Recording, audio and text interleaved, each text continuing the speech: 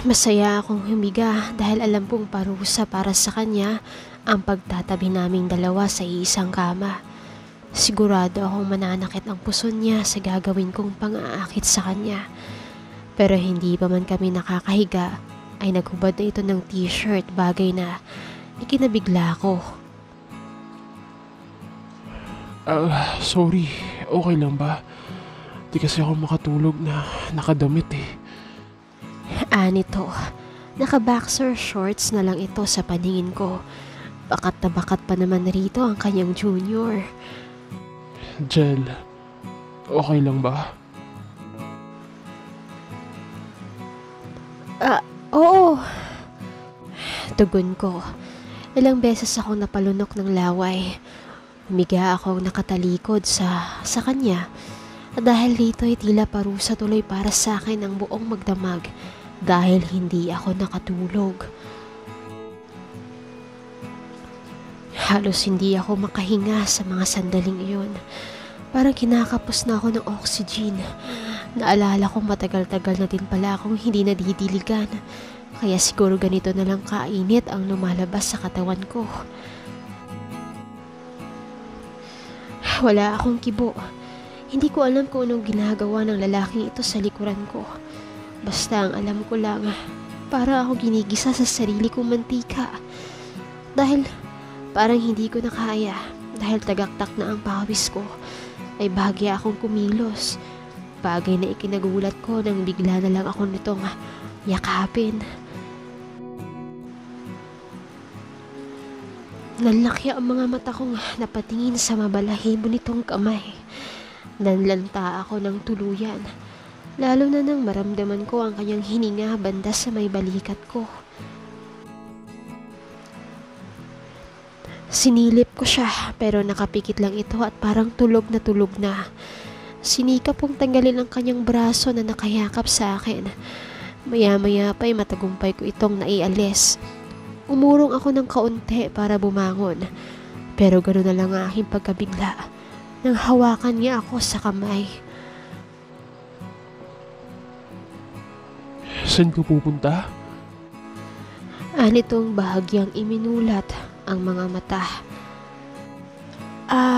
Sige, matulog ka lang dyan. May gagawin lang ako. Hindi ka ba makatulog? Tugon itong tuluyan ng bumangon sa pagkakahiga. Kaya naman tumambad sa mga mata ko ang maskulado nitong katawan.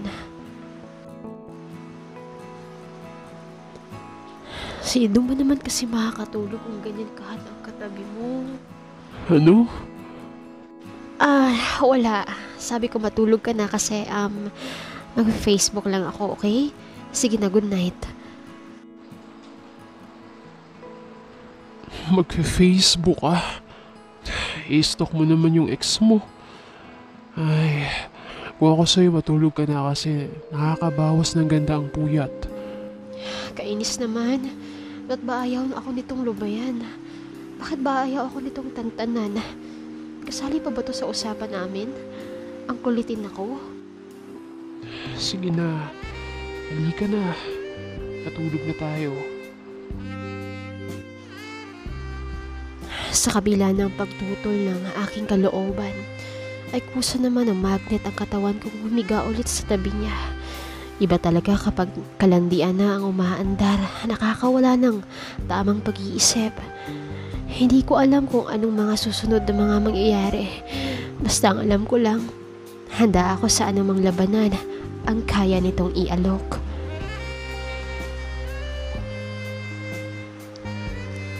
Tanghali na ako nang magising sa kadahilan ng wala talaga akong tulog.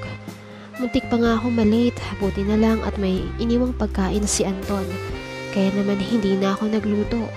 Kahit papano pala, ay may itinatago rin pala itong kaswitan sa katawan. Aminado akong nadismaya akong walang nangyari kagabing milagro. Pero bakit nga ba wala? Hindi ba ako kaakit-akit para sa kanya? Hindi ba siya nabanguhan sa ginamit kong shampoo? Nag-lotion din naman ako tapos nagpabango pa para lang maamoy niya ang halimuya ko. Pero bakit parang wala itong effect sa kanya? Bakit kaya nagawa nitong baliwalain ang beauty ko? Mas lalo lang tuloy akong nagpursiging parusahan ang lalaki iyon dahil sa ginawa niyang pag-i-snub sa kagandahan ko. Kinagabihan, habang naghahantay ng masasakyan, ay lumapit ito sa akin. Halika na. Sabay na tayong umuwi. Alok nito. Kinilig naman ang ibabang bahagi ng katawan ko. Ewan ko ba, pagdating sa lalaking to, bakit parang ang rupok-rupok ko? Parang kailan lang heartbroken ako, pero ngayon, kahit papano, may dahilan na parang umiti naman ako. At iyon ay dahil kay Anton. Ine-enjoy ko lang naman ang mga kalokohan kong kasama siya. Hindi pa man din ako naka-oo, sinuotan niya na ako ng helmet at syempre, umangkas ako sa motor niya sa kauna-unahang pagkakataon. Ginabayan niya pa ang mga kamay kong inilagay sa bewang niya. Nagmukha kaming totoong magjowa sa mga sandaling iyon. Napangiti na lang ako habang nakasakay sa kanya. Mga ngiting hindi ko maintindihan kung saan nagmumula.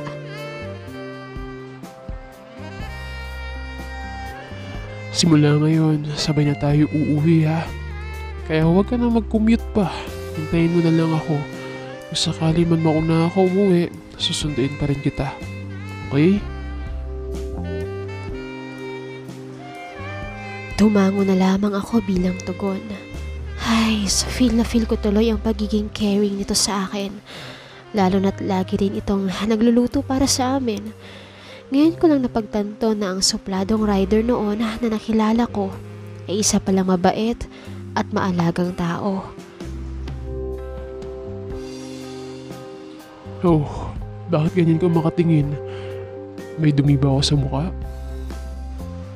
Wala lang. Naisip ko kasi baka masanay ako dyan sa kakaalaga mo sa akin. Ginagawa mo na akong baby eh.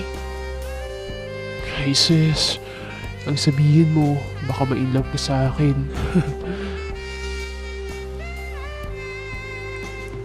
Kapal moks ka rin no?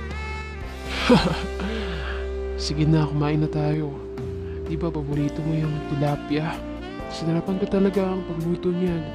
Medyo maanghanga lang pero tikman mo kung pagugustuhan mo yung timpla ko. Sige, patikim nga. Kumuha ako ng kapiranggot mula sa ginataang tilapyang niluto niya. Tinikman ko ito at sobra ko nga itong nagustuhan. Sarap! Dahil sa sobrang pagkatakam at gutom na nararamdaman ko ay natinik tuloy ako. Napaaray ako at nakita ko ang pag-agos ng pulang likido mula sa aking hintuturo. Mag-ingat ka kasi. Sermon ito sa akin.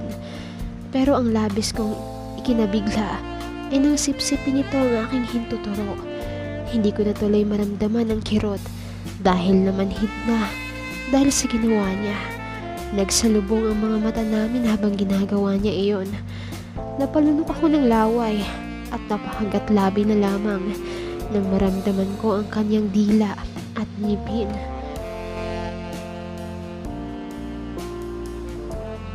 Sa susunod, mag-iingat ka. Ako na nga maghihimay para sa'yo.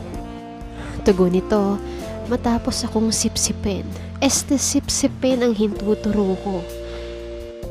Sige na, ako nang bahala magligpit dito.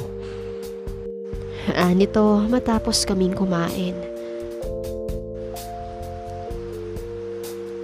Tila naging madali ang buhay ko simula nang magsama kami ni Anton sa isang kwarto. Gumaan lahat ng mga gawain ko, lalo na't ayaw niya rin akong napapagod. Naisip ko na lang na kaya niya to ginagawa upang kahit papano makabawi sa utang na loob niya sa akin. Medyo nasasanay na rin ako sa presensya niya at medyo nakakalimutan ko na rin ang totoong pakay ko sa kanya. ang makapaghigante dahil lahat ng nakikita ko sa kanya ay puro kabutihan at kabaitan. Gustong gusto kong inaalagaan niya ako, isang bagay na hindi ko naranasan sa ex-boyfriend kong manloloko. Isang araw, nagising na lang akong wala ito sa tabi ko. Kunot ang noo kong tiningnan ng aking cellphone. Mag-aalas 5 pa lang ng madaling araw. Nasaan kaya ang mokong na yun? Nagpalinga-linga ako at nakita kong nakaawang ang pintuan ng banyo. Kung kaya naman may kaunti akong ilaw na naaninag. Tahimik lamang akong bumangon at tinungo ito pero gano'n na lang ang aking pagkabigla sa aking nakita. Naitutup ko ang aking mga palad sa aking bunganga upang magpigil ng hininga. Nagsisession pala ito sa loob ng banyo. Kaya naman tawang-tawa ako sa loob-loob ko. Nakatalikod ito sa akin habang siya naman ay nakaharap sa inidoro. Wala akong ibang ginawa kundi ang pagmasdan siya. Maya-maya pa'y napabuga ito ng hangin at hingal na hingal habang nakatingala sa kisame. At nang tuluyan na nga itong nakabawi, ay dumako ang tingin nito sa kanyang likuran. Kaya naman nagtama ang paningin naming dalawa.